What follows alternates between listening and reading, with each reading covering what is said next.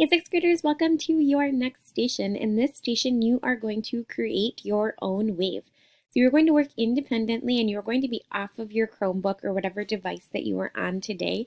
So you should stay logged into the Google Meet, make sure your microphone is muted, and you can even have your camera off while you are out doing this task. So you are going to just make a wave using something around you. You can use any materials around you, be a rope, a string, your charging cord, a blanket. You can use water, you can use your family.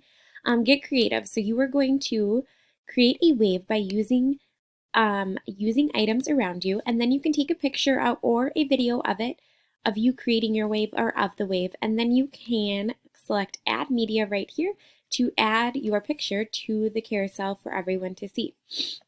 On the next page is a bunch of examples of things that you could choose to do, of how you could create a wave. So check out these examples and then have fun creating a wave.